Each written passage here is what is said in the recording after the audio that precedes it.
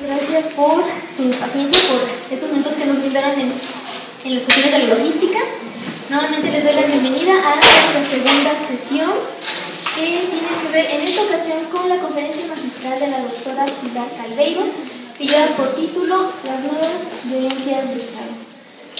Cabe mencionar que la doctora Pilar Calveiro es egresada de la Universidad Nacional Autónoma de México. Ella ha desarrollado ampliamente los aspectos relacionados a las distintas formas de ejecución de violencia por parte del Estado y también a partir de propia experiencia personal al respecto de la dictadura argentina. Pues bueno, ha realizado una serie de publicaciones sumamente importantes que nos ayudan a entender el fenómeno de la criminalidad de Estado. Es por eso que consideramos oportuno el que ella participara en este congreso, debido a que nos permitiera llegar a estas cuestiones que ya no tienen que ver tanto con la criminalidad individual, sino con una criminalidad que ejerce o que opera a partir de otro tipo de poderes.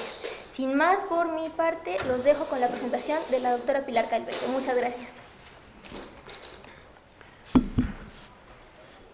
Bueno, buenas tardes a todos. Un verdadero gusto estar aquí en la querida y hermosa UNAM, y gracias a los organizadores por esta invitación y por poder compartir con ustedes estas reflexiones. Con respecto a las violencias estatales, voy a compartir un texto. Con respecto a las violencias estatales, quiero partir del hecho de que en el momento actual nos encontramos frente a grandes transformaciones que permiten afirmar la existencia de una reorganización hegemónica de carácter global, que comprende el pasaje de un modelo bipolar a otro global, acompañado de profundas transformaciones en todos los órdenes de la vida, es decir, no solo en lo económico, sino también en lo político, en lo social, en lo cultural, en la construcción de subjetividades, etc. Este tránsito ha involucrado un uso importante y diferenciado de la violencia que tiene correspondencias significativas con las nuevas formas de organización del poder político y económico, uno de cuyos rasgos distintivos es la colusión de lo público y lo privado, a lo que me voy a estar refiriendo permanentemente a lo largo de esta presentación. Los estados centrales controlan los organismos supranacionales, ya sean comerciales, financieros o políticos, para asegurar la expansión de las grandes corporaciones. Pero sobre todo, manejan los aparatos represivos internos y las fuerzas militares que les permiten el control global y funcionan como verdaderos garantes de la nueva forma de acumulación, ya sea imponiendo o persuadiendo. La concentración del armamento nuclear en unos pocos países establece cierto equilibrio de respeto mutuo entre ellos y hace que cualquier desafío a las potencias sea literalmente impensable para las periferias. En este nivel sigue siendo vigente el monopolio por parte ya no del Estado, sino de los estados nucleares, o bien de las instancias estatales transnacionales articuladas a ellos, como la OTAN, en el uso de la fuerza militar decisiva de nuestro tiempo. De allí la importancia que reviste en la situación actual la no proliferación de armamento nuclear en regiones o estados que pudieran salir del control centralizado y cuyo desarrollo los colocaría en posición de paridad relativa, obligando a establecer tratos más equitativos con ellos.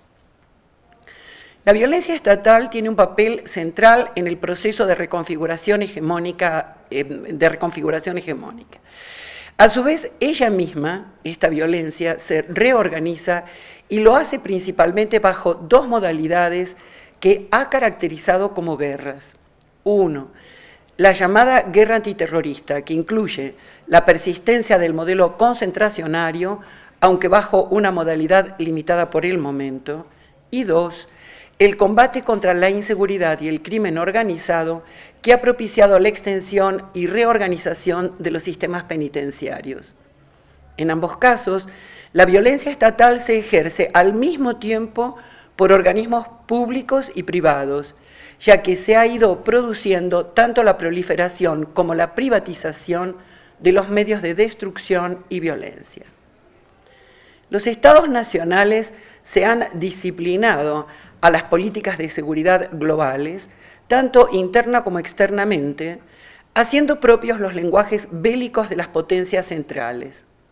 La llamada guerra antiterrorista y la guerra contra el crimen habilitan el escenario bélico, facilitando las formas más radicales de la violencia represiva.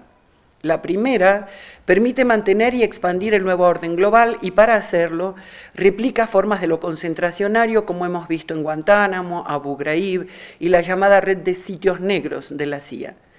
La segunda, o sea, la guerra o lucha contra el crimen, en aras de la supuesta seguridad interior de los estados, recurre a una reorganización jurídica y penitenciaria que conduce al encierro creciente de personas, en especial jóvenes y pobres. Ambas se entrelazan, se dictan desde los poderes centrales, ya sean estatales u organismos estatales supranacionales, y son instrumentos útiles para la reorganización global que está en curso. Me voy a referir primero a la llamada guerra antiterrorista. El fin de la Guerra Fría, a la vez que abrió el camino para una nueva fase del capitalismo, representó también un obstáculo. Con la desaparición del enemigo comunista, cuyo debilitamiento fue ostensible desde antes de la caída de la Unión Soviética, se diluyó la legitimidad de la intervención armada en el ámbito internacional. Fue necesario, por lo tanto, fijar un nuevo enemigo, construir la figura de un oponente peligroso, de localización imprecisa y potencia indefinida, que justificara las acciones bélicas necesarias para imponer una expansión global. En un principio, las redes del narcotráfico parecieron ofrecer esta figura, y ya en 1987 se hablaba de la guerra contra el narcotráfico. De hecho, una de las primeras acciones armadas abiertamente ilegal que se produjo después de la Guerra Fría con el argumento de la lucha contra el narcotráfico fue la invasión a Panamá en 1989, en una abierta acción de unilateralidad que fijaba el derecho de intervención militar de las potencias, y en este caso en particular de Estados Unidos, y el derecho de intervenir en cualquier parte del mundo. Sin embargo, el narcotráfico estaba demasiado entrelazado con la red corporativa y sus intereses económicos como para convertirlo en enemigo principal y permanente. En primer lugar, constituía y constituye uno de los negocios más rentables que involucra cientos de miles de millones de dólares. Aunque es extremadamente difícil estimar su monto con precisión, algunos datos pueden echar luz al respecto. En 2011, la Oficina de las Naciones Unidas contra la Droga y el Delito, en un cálculo ciertamente conservador, estimó los ingresos del narcotráfico en 320.000 millones de dólares anuales. Sin embargo, algunos investigadores como Colucci y otros sostienen que el circuito comercial de las drogas ilícitas genera rentas por alrededor de 800.000 millones de dólares anuales. Ya en 2002, o sea, hace más de 10 años, Michael Chossudovsky afirmaba que, y cito, los ingresos multimillonarios por este concepto, la venta de drogas está hablando, se depositan en el sistema bancario occidental y la mayoría de los grandes bancos internacionales lavan enormes cantidades de narcodólares, por lo cual el tráfico internacional de narcóticos constituye un negocio multimillonario de la misma magnitud que el comercio internacional de petróleo. Desde este punto de vista, el control geopolítico de las narcorrutas es tan estratégico como el control de los oleoductos. Termina la cita de Chossudovsky. Además de su interés económico, el narcotráfico estaba enlazado con las redes internacionales de poder político a través del financiamiento de operaciones ilegales y encubiertas de la CIA, por ejemplo, en distintas partes del planeta. Estas son algunas de las razones por las que el enemigo necesario para librar una guerra global y sostenida debía construirse paulatinamente en otra dirección y fue orientándose hacia la construcción del peligro terrorista. Ya desde el gobierno de Ronald Reagan se hablaba del terrorismo internacional en tanto amenaza para Estados Unidos, pero fue a partir de los años 90 que los medios de comunicación tematizaron el fenómeno terrorista como un asunto central que representaba una amenaza para la seguridad ya no nacional, sino ahora global. No obstante, si se suman las víctimas del terrorismo internacional reportadas por la prensa entre 1988 y 1999, es decir, en 11 años, antes del ataque a las Torres Gemelas, la cifra global no alcanza las 3.000 víctimas mortales. Incluso Walter Laqueur, que desde el ámbito académico había estudiado el fenómeno terrorista, incluyendo en él a las más diversas organizaciones e incluso a las guerrillas urbanas, idea con la cual yo no coincidiría, pero él, con una visión tan amplia del terrorismo, afirmaba en 2001 que hasta ese momento, cito, el terrorismo no pasaba de ser una molestia, termina la cita. Yo diría que 3 millones, 3.000 o 3 víctimas son siempre algo más que una molestia, son siempre irreparables, pero es evidente que un fenómeno que ocasiona alrededor de 3.000 víctimas a nivel mundial y a lo largo de 11 años no puede considerarse seriamente como una amenaza a la seguridad global, en particular por una potencia que solo en la invasión a Panamá había ocasionado en unos pocos días 1.500 muertos entre la población civil.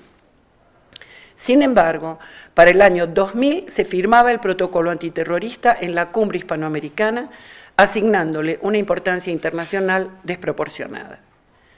Se podría hablar de la construcción del terrorismo por lo menos en 2 sentidos. Por un lado, la creación y el financiamiento de grupos armados irregulares durante la Guerra Fría por parte de los servicios de inteligencia occidentales, que se sumó al gran negocio de la venta ilegal, pero tolerada, de armamento. Todo ello facilitó la multiplicación de grupos irregulares, así como la circulación de armas de todo tipo y calibre que fueron a dar a muy diversos destinatarios.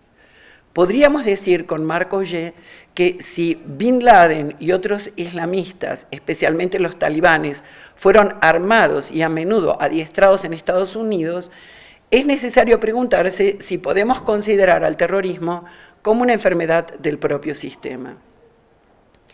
En esa misma línea de pensamiento, vale la pena señalar que el Departamento de Estado informó en 2010 la existencia de unas 250 agrupaciones terroristas en el mundo que habían causado ahora 15.000 muertes durante el año anterior.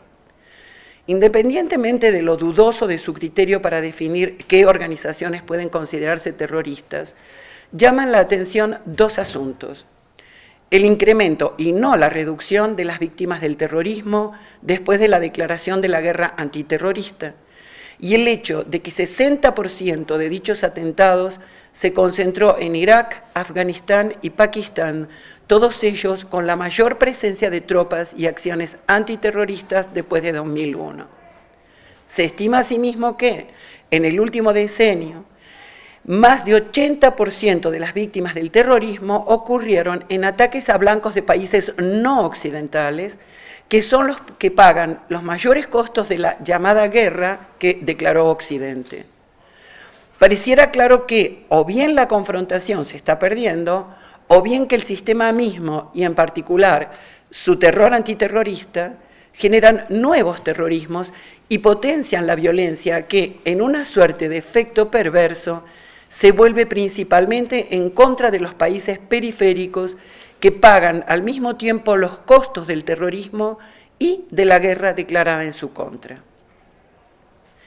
También se puede hablar de la construcción del terrorismo en el sentido de que los medios de comunicación y el discurso político tematizaron, a partir de fenómenos muy diversos, un nuevo problema que llamaron terrorismo internacional, caracterizándolo como amenaza para la seguridad global. Paulatinamente se fue configurando la idea de las redes del terrorismo internacional como imagen especular de la gran red del poder corporativo. Como él, proliferante, difuso, reticular y transnacional, se le asignaron todas las características necesarias para construir al terrorista como enemigo y amenaza global, es decir, colectiva, que debía ser exterminado. Por fin, el 11 de septiembre de 2001, con la destrucción de las Torres Gemelas y el ataque al Pentágono, se crearon las condiciones para formular una abierta declaración de guerra, la guerra antiterrorista, que, aunque cambiando el supuesto foco de amenaza, se ha mantenido vigente durante los últimos años. Cabe señalar que la propia definición de terrorismo adoptada por el Consejo de Seguridad de las Naciones Unidas y seguida por distintas legislaciones nacionales se sustenta en el propósito con el que se realizan distintos actos de violencia. Definir un delito por la intencionalidad de sus autores abre un espacio muy amplio de discrecionalidad para la interpretación del juez y facilita la manipulación política del derecho. Otro problema de las legislaciones antiterroristas, tanto a nivel nacional como internacional, es que se basan en figuras de excepción que suspenden garantías procesales, como la aprobación del delito, y amplían las atribuciones de los servicios de inteligencia y las policías en detrimento de las garantías individuales. En julio de 2010, por ejemplo, la Federación Rusa facultó a los servicios secretos a realizar un apercibimiento oficial contra cualquier ciudadano, aunque no hubiera cometido ilícito alguno, para, cito, combatir con más eficacia el terrorismo y el extremismo. Más alarmante aún es el vasto aparato de inteligencia y vigilancia interior que se ha desarrollado en Estados Unidos a partir de 2001, bajo la justificación de la lucha antiterrorista y del que tenemos pruebas justamente en este tiempo muy claras. Según una investigación periodística realizada en 2010 por el Washington Post, una red de 4.058 agencias federales, estatales y locales monitorean a la ciudadanía de su propio país. El FBI reúne un gigantesco banco de datos de los ciudadanos señalados como sospechosos, que a su vez está articulado con un aparato gubernamental secreto de alcance mundial, compuesto por 1.271 organizaciones gubernamentales y 1.931 empresas privadas de seguridad e inteligencia. Por todo lo anterior, se ha creado un consenso de la mayor parte de los estados en torno a la lucha contra el terrorismo que les resulta muy útil para controlar la disidencia interna. Se da así un proceso de homologación internacional del derecho con la promulgación de diferentes legislaciones antiterroristas que, según los países, amplían o restringen el concepto para hacerlo válido a sus circunstancias y conflictos políticos internos. Esto lo hemos visto usado en Chile y recientemente también aquí en México. Hace poquito uno de los jueces utilizó la figura de terrorismo para un grupo de autodefensas. En síntesis, la figura del terrorismo, por su tipificación, abre la posibilidad de sancionar casi cualquier práctica de oposición al sistema social, económico o político, castigando a los responsables con penas especialmente duras dentro de una legislación de excepción. Para llegar a ello se siguen distintos pasos. Primero, se criminaliza la protesta adjudicándole actos vandálicos para despolitizarla. Luego se asimila la protesta con la violencia, deslegitimando sin más consideración cualquier recurso a la fuerza que no sea exclusivamente estatal.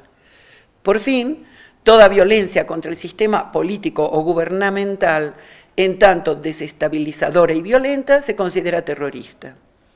Desaparece entonces el delito de rebelión, asimilado al terrorismo, y con él el derecho de rebelión, reconocido incluso por la doctrina liberal clásica.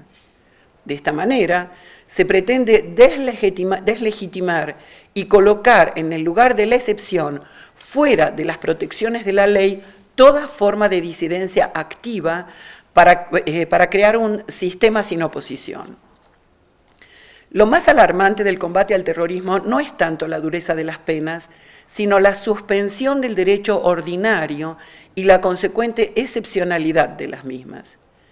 Mientras la laxitud de la definición de terrorismo permite acomodar en él fenómenos muy diferentes, la peligrosidad extrema del enemigo viene a justificar el tratamiento preventivo por el cual no se castiga solo la comisión de determinados actos, sino a quienes se considera potencialmente capaces de cometerlos y a sus intenciones, incluso antes de que el delito exista.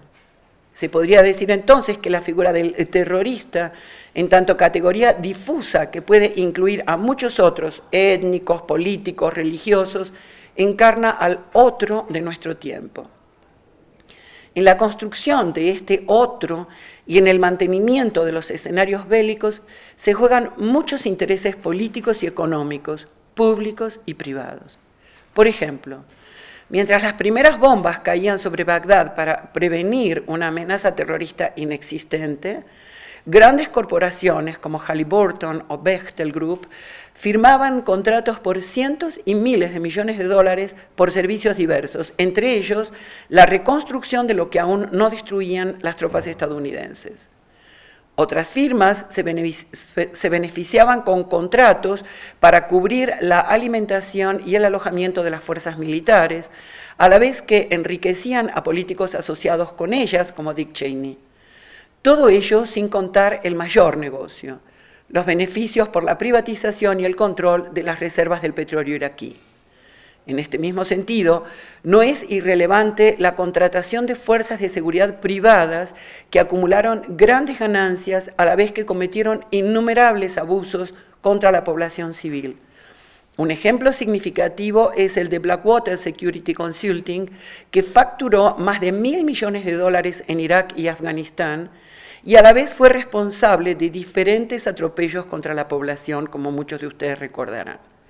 Las corporaciones privadas también aportaron entre 20 y 30.000 mercenarios con sus propios equipos de rescate e inteligencia, constituyendo el segundo mayor contingente de la coalición en Irak, solo superado por las tropas de Estados Unidos.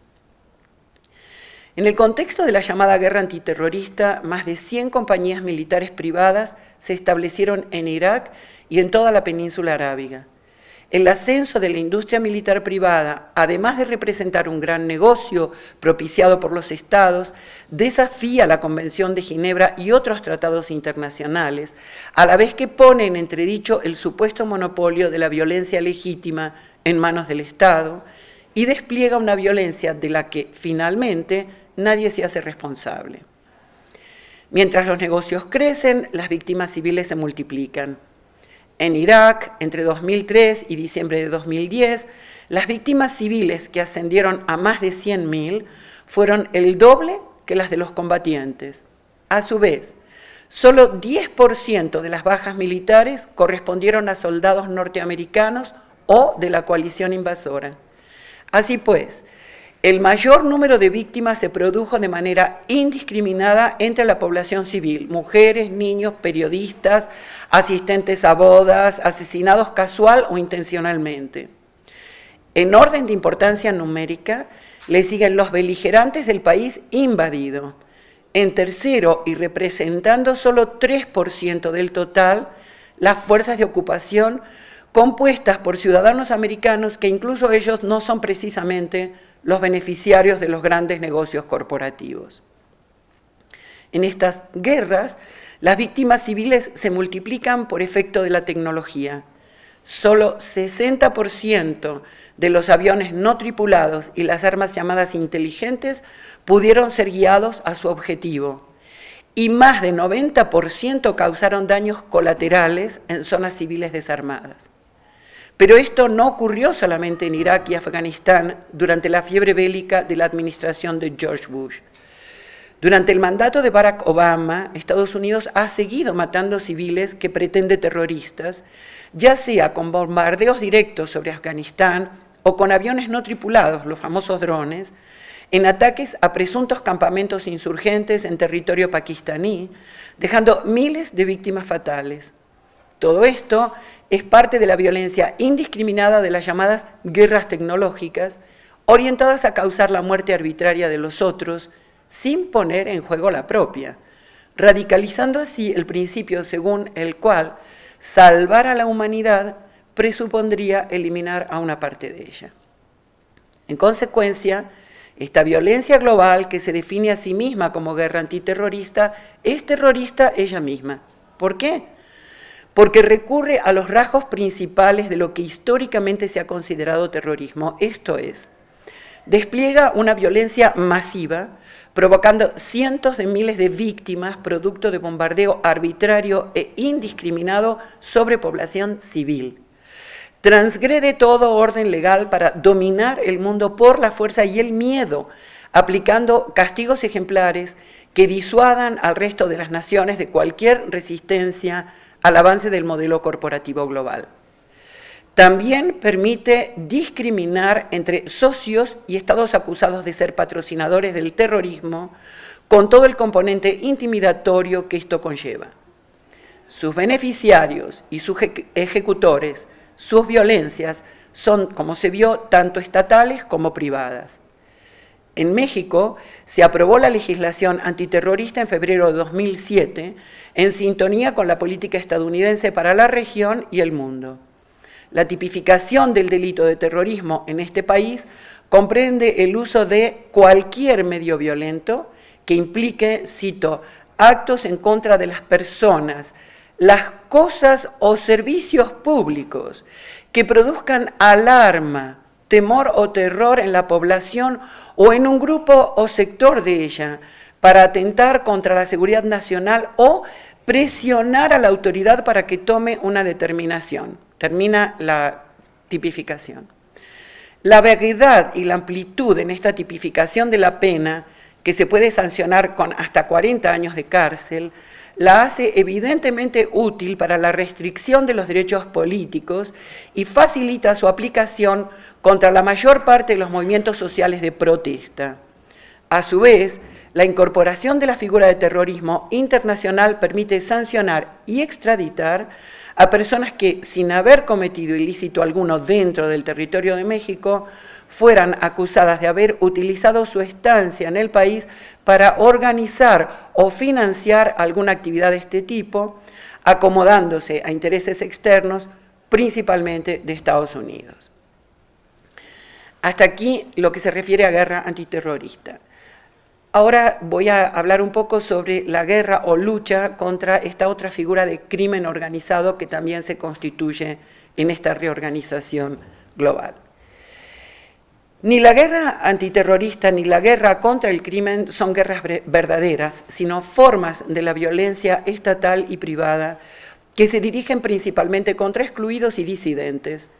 Sus lógicas y sus procedimientos se superponen y articulan. El combate al crimen en los más diversos lugares del planeta se escuda en la creciente preocupación por la seguridad pública, alentada principalmente por la clase política y los medios de comunicación.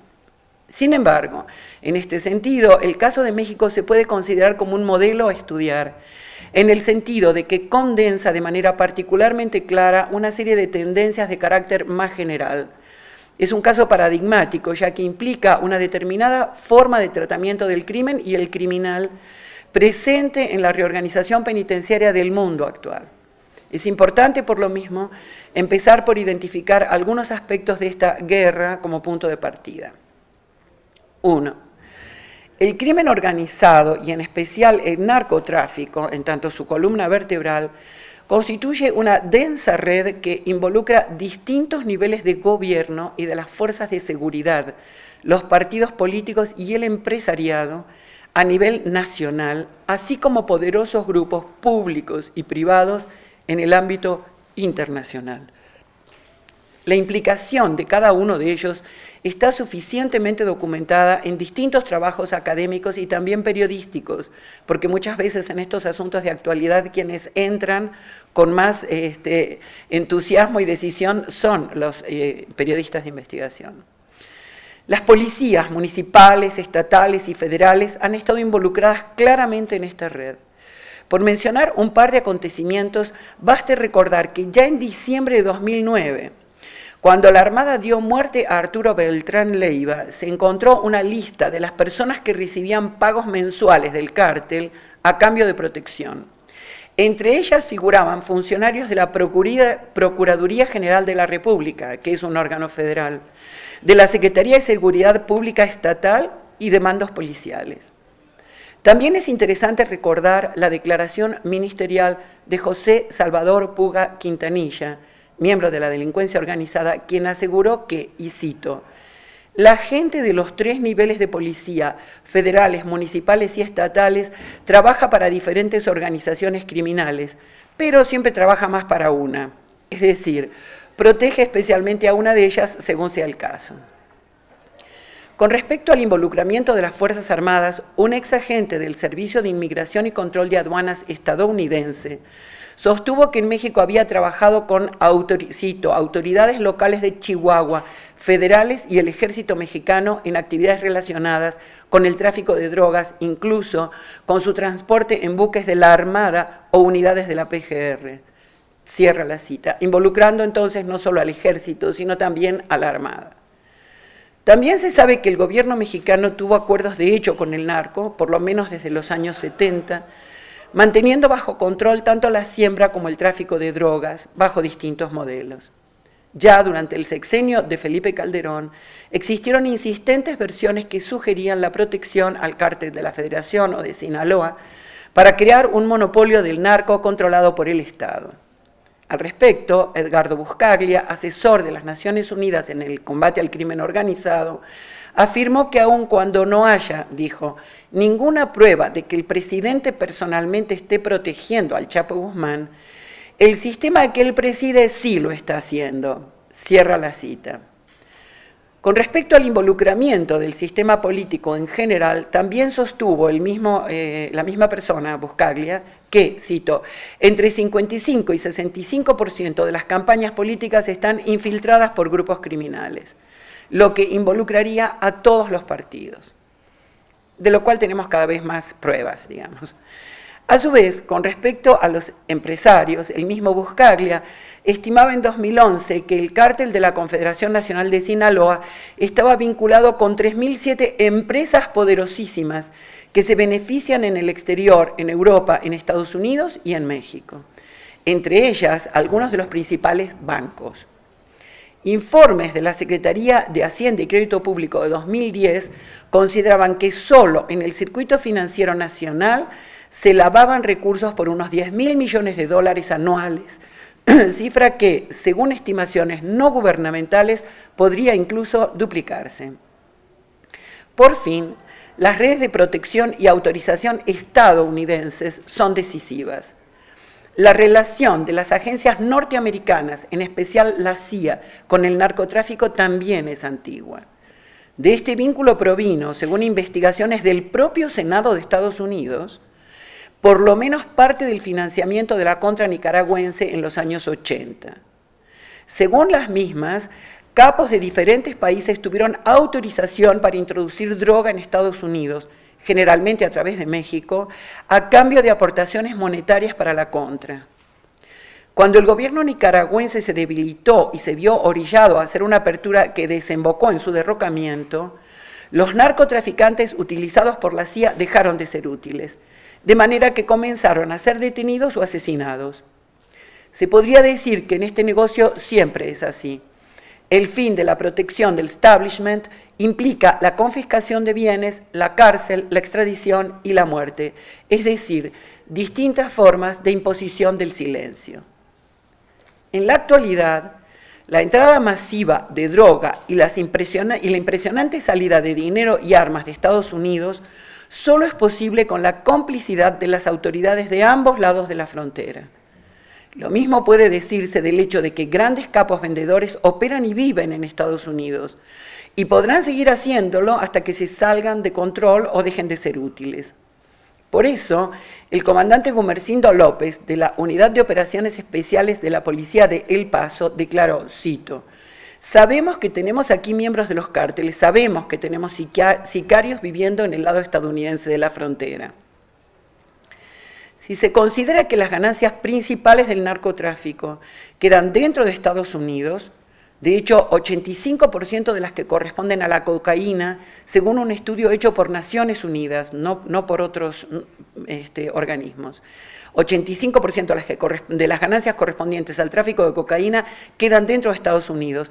Entonces resulta claro dónde está el negocio principal y quiénes se benefician del mismo. Como lo afirma el juez y destacado criminólogo Eugenio Zaffaroni, existe, dice él, un efecto proteccionista en beneficio de algunos prestadores de servicios criminales en detrimento de otros, lo que redunda en la eliminación de las pymes, dice el criminales, o sea, de la pequeña empresa criminal, y concentra la renta criminal en las grandes empresas transnacionales que va a dar a los países centrales.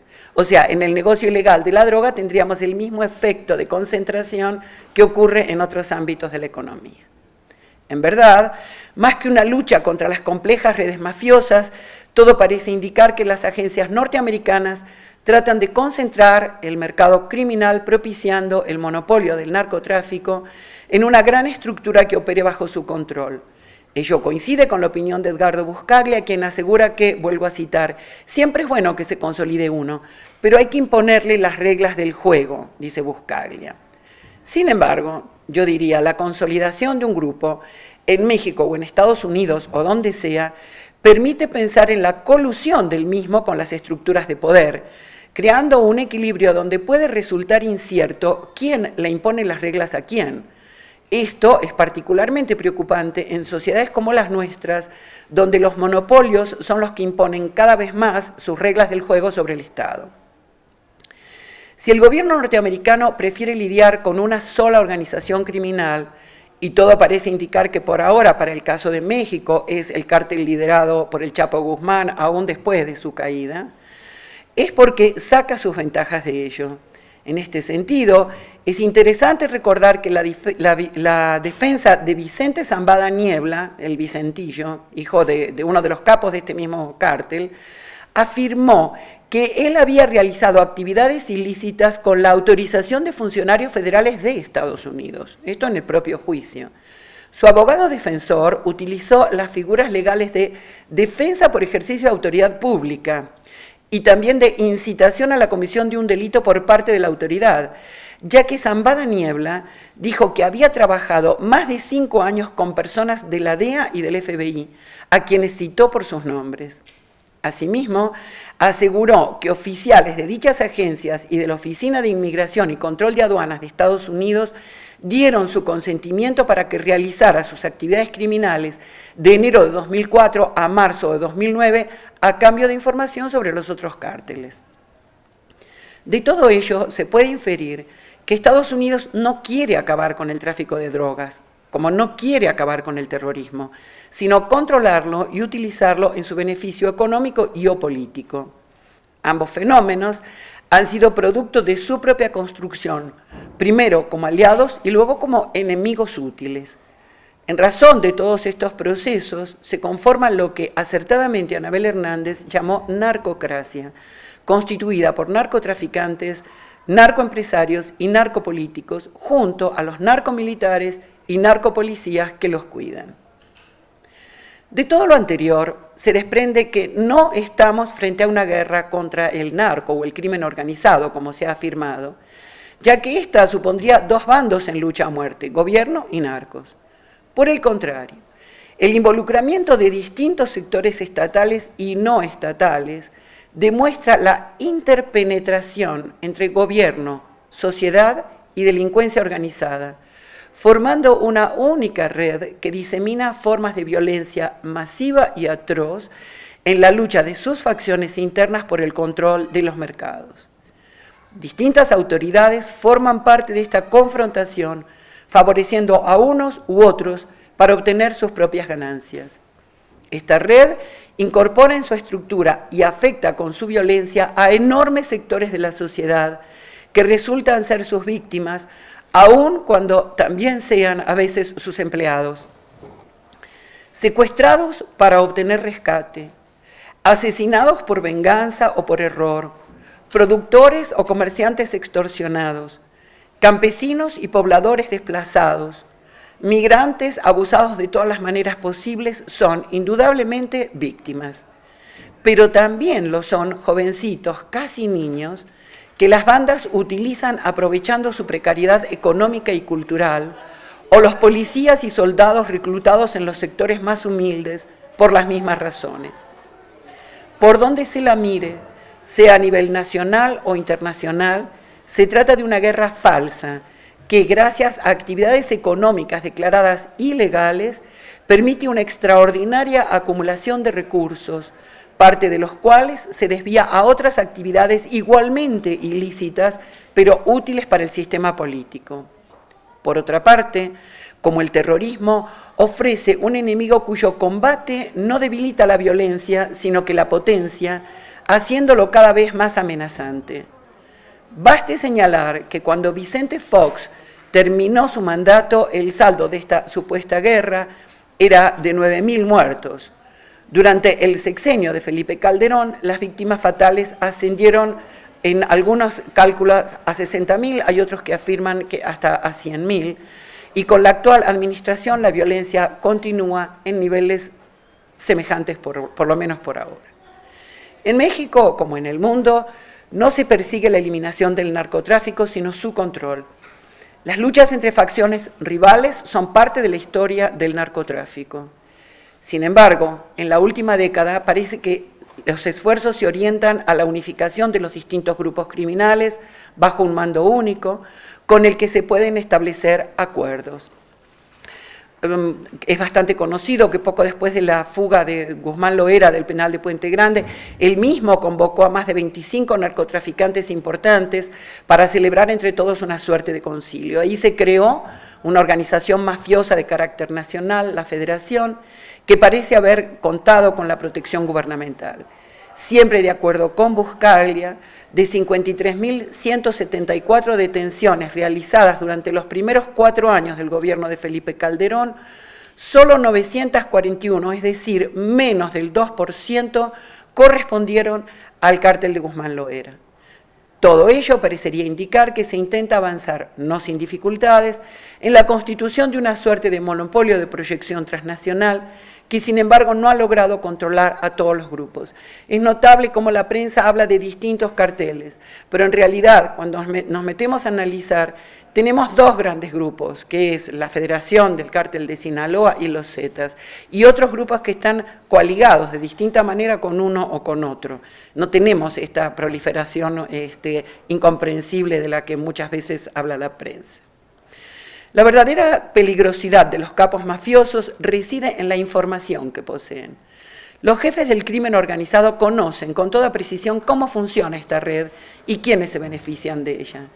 En muchos casos cuentan con pruebas materiales, como los hermanos Beltrán Leiva, que grababan a los funcionarios públicos cuando les entregaban sobornos. Y seguramente cuentan con muchas otras evidencias que nosotros ni nos imaginamos.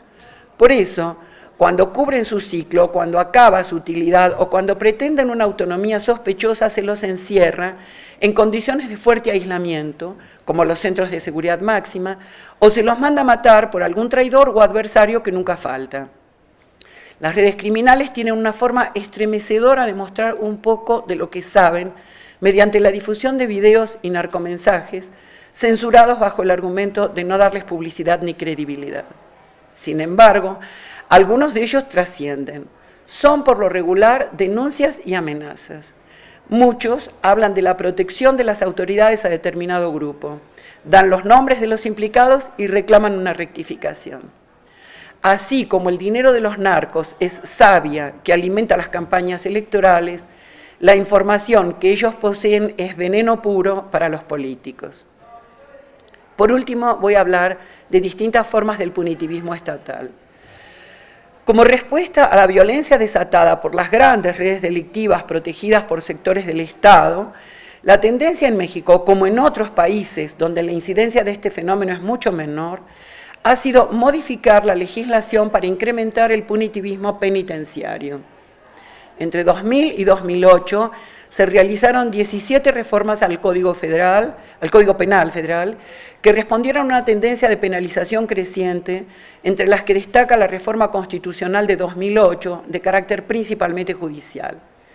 La misma afecta el principio de presunción de inocencia y aumenta los casos que ameritan prisión preventiva. pero quizás en el aspecto en que la nueva normatividad se presta más a la violación de derechos es en lo que se refiere precisamente a la figura de la delincuencia organizada, objeto principal de la reforma, que está ocurriendo en muchos otros países de América Latina.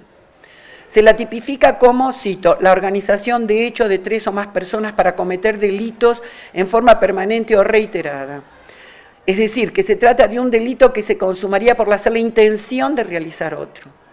Las modificaciones introducidas por la reforma judicial, tanto en la legislación como en las atribuciones y procedimientos de la policía y la justicia, redundan en el incremento de la población carcelaria.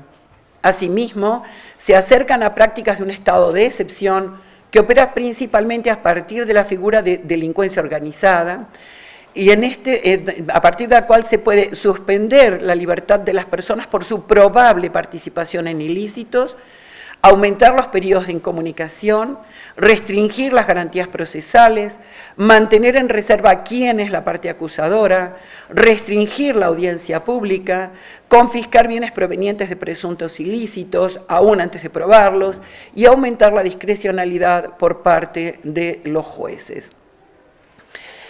Así, el Estado se autoriza a sí mismo a violar los derechos de las personas acusadas de delincuencia organizada y otras, con medidas de excepción que legalizan el desconocimiento de algunos ciudadanos como sujetos de pleno derecho por su condición de sospechosos de este o de otros ilícitos graves. El incremento de las penas privativas de la libertad y del encierro de personas ha dado lugar a la sobrepoblación penitenciaria y el descontrol de los centros de reclusión que, sin ser su consecuencia directa, está sin embargo vinculado con el hacinamiento. Pero quienes permanecen en las cárceles son delincuentes menores, o bien aquellos que operan las terminales de las redes delictivas. Por lo regular, las personas que ocupan los centros de poder de las mafias cuentan con suficientes recursos de todo tipo para evadir la justicia. Esto produce y reproduce un fenómeno, no por antiguo menos singular, que adquiere sentidos específicos en los sistemas penitenciarios de la actualidad, el encierro de los pobres. En consecuencia, asistimos al confinamiento de cada vez más personas de los márgenes de la sociedad, por cada vez más tiempo y en condiciones cada vez más degradadas. Ciertamente, el sistema penitenciario permite y mantiene las condiciones de excepcionalidad y corrupción dentro de las cárceles. Sus dinámicas reproducen el crimen en lugar de prevenirlo y colocan en mayor desventaja a los criminales menores mientras mantienen la impunidad como regla. Se trata de un sistema que en los hechos es más corruptor que reintegrador. Estos elementos, que a pesar de ser perfectamente conocidos en todos los países de la región, se sostienen desde hace décadas, no se pueden considerar más que como parte de una decisión política de los estados en torno al sistema de justicia penal, justamente porque son conocidas, no son ningún secreto, y son efectos perversos, los contrarios de los que se supone que persigue el sistema penitenciario. Es necesario entonces preguntarnos a qué responde esta decisión que opera de hecho desde prácticas de ejecución y de omisión, y en qué sentido sería funcional dentro del contexto de la reorganización hegemónica de la que hablábamos al inicio. Una primera respuesta, aunque no la única, nos la ofrece la dimensión económica del problema. De acuerdo con un estudio elaborado por el Centro de Estudios Sociales y de Opinión Pública de la Cámara de Diputados, cada preso le cuesta al país 130 pesos por día, lo que implica un costo mensual de $300 por persona recluida. Es decir, más de 60 millones de dólares mensuales para la población carcelaria actual en México. El costo social del delito, que comprende este costo económico, lo paga la misma sociedad que lo padece. Ella es su víctima principal y es, a su vez, la que abona la factura de la represión, ya que el encierro de personas se financia a través de los impuestos aplicados directamente al sistema penitenciario o bien a través de la subcontratación de servicios pagados por el Estado. El crimen es, pues, un negocio redondo que beneficia a las grandes redes mafiosas, muchas veces coludidas con personeros del Estado, y a los que organizan la represión consecuente, es decir, empresas de seguridad privada y cuerpos estatales involucrados en la corrupción penitenciaria y judicial. Dados los costos del sistema penitenciario, se han propiciado distintas formas de privatización de este sistema con la promesa de reducirlos. Se construyen penales mediante concesiones a la iniciativa privada, tanto en el ámbito federal, 12 ha habido aquí en México, como en el estatal, por ejemplo, en el estado de Guerrero. En San Luis Potosí, por ejemplo, se contrató un arrendamiento financiero, generales bajo esta figura, para la construcción del reclusorio de Ciudad Valles, licitación que ganó la empresa ICA, asociada con la Nacional y la Peninsular. El monto de la inversión ascendió a 1.200 millones de pesos. Aunque la inversión inicial fue totalmente privada, el gobierno del Estado le pagará a la empresa constructora un arrendamiento mensual durante 25 años, al cabo de los cuales la prisión pasará a ser propiedad del Estado. Incluso los cálculos iniciales indicaban que la obra resultaría más onerosa que si se hubiera contratado un crédito para su construcción. Pero como no aparecía en el presupuesto como deuda pública, aunque de hecho lo es, se optó por esta modalidad. La obra se hizo bajo el sistema de contratos público-privados, es una figura cada vez más usual, comprometiendo recursos de esa administración y de las siguientes, lo que implica una transferencia constante de recursos públicos hacia el sector privado, potenciando sus ganancias. Baste señalar que ya en 2010 el Estado adeudaba 486 millones de pesos por dicha concesión. A su vez, la participación de empresas privadas en la administración o prestación de servicios en el sistema penitenciario, en un ámbito tan delicado como la reintegración social, entraña riesgos tanto para los internos como para el Estado. La participación privada en la construcción de prisiones es el primer paso para privatizar las mismas, convirtiendo al delincuente en un cliente y la prisión en un negocio que requiere cada vez de más clientes. Por eso es importante tener cada vez más personas presas. Por su parte, la clasificación y separación de los presos en distintos niveles de peligrosidad propicia la creación de prisiones diferenciadas de mediana, máxima y las que ahora llaman supermáxima seguridad. A mayor seguridad, mayor tecnología y más altos niveles de inversión. El Poder Ejecutivo propuso en 2011 la creación de esos penales de supermáxima seguridad, donde incluso el sistema de visitas sería solo mediante instrumentos tecnológicos. Todo ello incrementa considerablemente el costo de las instalaciones, haciendo más onerosas la construcción y el equipamiento de los que se encargan y benefician distintas áreas de la iniciativa privada, además de las terribles implicaciones que tiene estas prisiones de máxima seguridad de aislamiento para la vida de los reclusos que están allí alojados.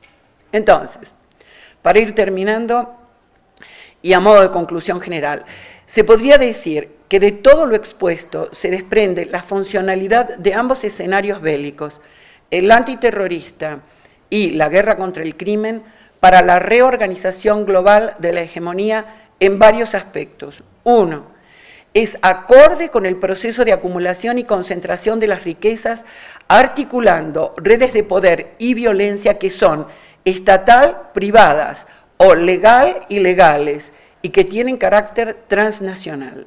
2. Permite la transferencia de recursos públicos a empresas privadas, fortaleciendo lo empresarial a costa del Estado. 3. Facilita la ocupación militar de territorios, así como la intervención en distintos países. 4. Legitima legislaciones de excepción que restringen los derechos civiles e incrementan el potencial represivo y violento de los estados penetrados por los grandes intereses corporativos. Por lo mismo, son funcionales a las democracias procedimentales, escasamente participativas y con fuertes componentes autoritarios que han proliferado en las últimas décadas. Es todo.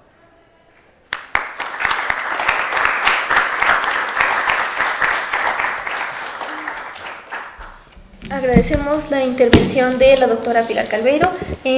¿Alguna duda o comentario que quisieran hacer al respecto. Vamos sobre tiempo, de hecho ya excedido. Si alguien quisiera hacer algún comentario antes de dar pie a la siguiente mesa. Una pregunta que tengo. ¿No? ¿Usted cree que la rehabilitación es posible? ¿Usted cree que es posible la rehabilitación? ¿Qué necesitaría el sistema penitenciario en México para que fuera posible? Yo creo que el problema de estas consecuencias perversas del sistema penitenciario, que, como decía, son perfectamente conocidas, no en México, en todos los países de América Latina y del mundo, está claro esto, son perfectamente conocidas y, sin embargo, pareciera que no hay posibilidad de modificarlo.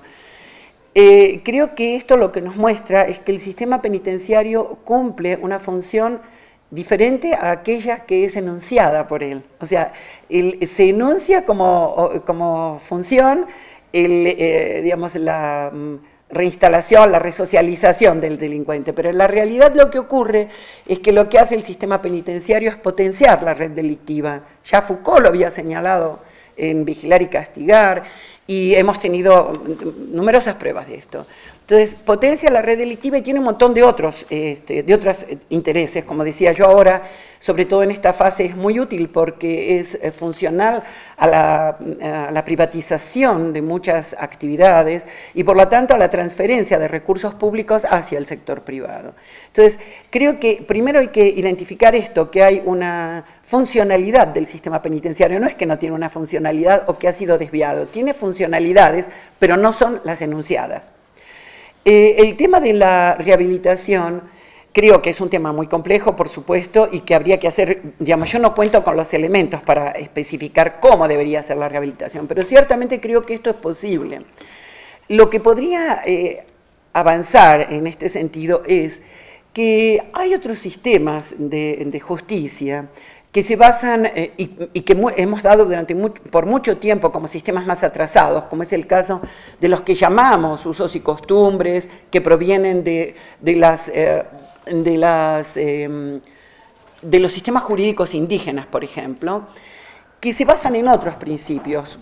Pienso principalmente en la cuestión de la reparación del daño, y que buscan otras formas de rehabilitación o de resocialización. Yo creo que habría que indagar en esa dirección, que además ha habido experiencias exitosas en ese sentido. Entonces, me parece que habría que indagar en formas que pensaran en la reparación, que pensaran en los consensos, que pensaran en estas formas de reparación en donde el afectado y el que ha afectado pueden establecer ciertos acuerdos, podríamos decir, de cómo se establece la reparación. Por supuesto, esto no me parece sencillo, no estoy diciendo que me parece que esto es muy complicado, que hay que verlo, pero creo que, en todo caso, la solución tiene que pasar más que por reformas relativamente superficiales sobre un sistema penitenciario que es principalmente punitivista, pasar por una reformulación de todo esto y por la articulación de distintos modelos penitenciarios para encontrar otro tipo de cosas. Y ciertamente creo que habría que pensar en muchas penas alternativas a la prisión, o sea, que la prisión no es la forma más ni más útil, ni más interesante, ni más beneficiosa para esta lógica de una reparación que al mismo tiempo implique una sanción, porque indudablemente la transgresión de los acuerdos comunes tiene que tener una sanción, ¿no? La impunidad sería inaceptable.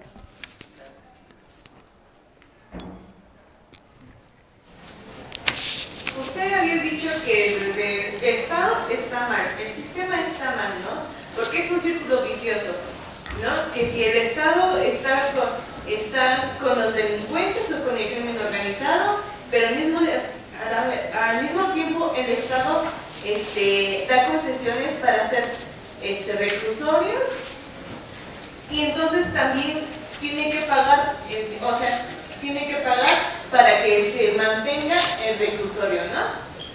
Y ahora, ¿cómo esas nuevas técnicas que usted implementa o que quiere implementar o posiblemente, cómo se le explica a una población? Oye, tú, ¿cómo le explica a la población de satisfacer ese ánimo de venganza? Porque es el ánimo de venganza. ¿Cómo le explicas a la población de que puedan haber nuevas alternativas que no sean simplemente meternos en reclusorio que nos cueste a nosotros más? Bueno, yo lo que trato de señalar, y es parte de esto que yo acabo de presentarles, es una síntesis de mi último trabajo, del libro Violencias de Estado. Pero he trabajado en torno a sistemas, a los modelos punitivos, en distintas circunstancias. La idea principal que trato de sustentar es que lo que nosotros tenemos son ciertos sistemas hegemónicos. Cuando hablamos de una sociedad, tenemos un sistema de poder o sistema hegemónico. Cuando hablo de sistema hegemónico, no estoy pensando en un sistema que solo ejerce la fuerza. Estamos hablando de sistemas que tienen la capacidad de ejercicio de la fuerza, pero que simultáneamente tienen la capacidad de construir consensos. Y esto es fundamental en una hegemonía. Entonces, la idea principal es que los sistemas penitenciarios, los sistemas de castigo, no son independientes de los sistemas hegemónicos que los producen, sino que cuando nosotros observamos los sistemas penitenciarios, de alguna manera es como si estuviéramos observando una suerte de radiografía del sistema político. Es decir, en esos sistemas penitenciarios están presentes los ejes que articulan un sistema político como tal. Por lo tanto, si nosotros miramos, por decir algo, el sistema concentracionario durante el Tercer Reich, podemos encontrar elementos que explican las claves del nazismo. Si nosotros miramos el sistema penitenciario actual, podemos encontrar elementos que explican los ejes que constituyen este modelo. Por eso, para avanzar en qué elementos implica esta reorganización global, lo que hago es tratar de mirar cuáles son los sistemas punitivos y los sistemas de encierro que utiliza. Esa es la idea clave, ¿no es cierto? La que está en el centro, que no es una idea mía, está tomada de Michel Foucault, como todos ustedes saben. Ahora, la cuestión es, cuando nosotros miramos un sistema penitenciario que está organizado en dos grandes estructuras, prisiones de mediana seguridad basadas en el hacinamiento, en donde las personas sobreviven en la medida en la que son capaces de entrar al mercado de la prisión, o sea, de pagar todo, porque hay que pagar todo hasta pasar por una puerta. Entonces, estas personas son funcionalizadas en un sistema mercantil, en el que o bien abonan a las ganancias de la prisión, o bien dejan de tener derechos, digamos, derechos no tienen, dejan de tener cualquier tipo de protección, ¿no es cierto? O sea, todo, desde la comida hasta el sueño, pasando por la atención médica, media por dinero que las personas tienen que dar y que tienen que obtener ilegalmente, porque muchas de las personas que están allí internadas no tienen recursos y su familia tampoco, entonces obtienen ilegalmente y por lo tanto potencian todo este sistema de comercio legal e ilegal que hay dentro de la prisión. Tenemos por un lado eso, y por otro lado las prisiones de seguridad máxima, en donde no tenemos este fenómeno, pero lo que tenemos es a las personas encerradas en un aislamiento radical, reducidas a sus condiciones puramente biológicas, porque son personas que lo que se les arrebata es la posibilidad de comunicación, que es el eje de lo que constituye un sujeto como tal. Entonces, son personas reducidas a su condición biológica y en el más absoluto aislamiento, donde lo que se controla centralmente es los flujos de movimiento y de comunicación. Estos dos modelos están articulados y estos dos modelos nos hablan de un sistema, digamos, tienen que ver con el sistema político que está actualmente vigente. Y lo que nosotros tenemos que pensar es que esos modos de control que ocurren dentro de las instituciones penitenciarias no están ocurriendo solamente allí. Si son los modos que estructuran el sistema político, están ocurriendo en toda la sociedad, de distintas maneras en toda la sociedad. Están ocurriendo sobre nosotros. Todos nosotros de distintas maneras estamos siendo o funcionalizados para el mercado y si no, considerados prescindibles y al mismo tiempo controlados en nuestros flujos de movimiento y de comunicación. Esto es lo que me interesa. Entonces, el tema de cómo se explica es propio del mismo sistema político. Cuando tú dices, hay un ánimo de venganza porque tenemos un modelo político y jurídico que se basa en la venganza. Entonces, esta lógica, como parte de una hegemonía, es una lógica que se extiende en el conjunto de la sociedad y se convierte en el sentido común, hay que castigarlo. Pero si nosotros modificamos las condiciones del sistema político, también se modifican las lógicas que piensan a la transgresión y las lógicas que operarían sobre cómo tratar la transgresión. Esto no lo estoy inventando. En aquellas comunidades, por ejemplo, en donde operan otros modelos, así ocurre. Y la gente no reclama una venganza personal, reclama un arreglo personal, un acuerdo personal, cuando es damnificada por otro. Entonces, es otro principio. No sé si te contesto con eso. No, sí. Es que yo todo viene, ¿no? Como los diputados aprueban leyes de secuestro para aumentar penas a los superaltísimas, que no creo que ninguna persona que haya secuestrado a los 20 años tenga la posibilidad de salir. Y si sale, pues no sé qué tan trastornado debe de salir, ¿no? Y como también esa necesidad de venganza del que se quedó adentro tantos años. Por eso, pero es un punitivismo que está claro para todos que no funciona. No es nuevo, lo sabemos. O sea, antiguos juristas mexicanos como García Ramírez han escrito cosas en este sentido desde hace muchísimos años. O sea, sabemos que eso no funciona. Entonces, por un lado, hay que explicarnos por qué sigue vigente, cuando todos sabemos que no funciona, y por otro lado, pensar, eso ustedes más que yo, porque yo soy politóloga, pero los abogados, los juristas, pensar cómo armar sistemas que sean alternativos, que sean diferentes, que no estén basados en este principio de punición, que lo que hace es multiplicar, mantener y multiplicar el problema. Zaffaroni tiene un texto maravilloso sobre eso, ¿no? Donde él sigue toda la historia del punitivismo en Occidente y arranca de la Inquisición y muestra cómo hay podríamos decir, un patrón común en los sistemas punitivistas.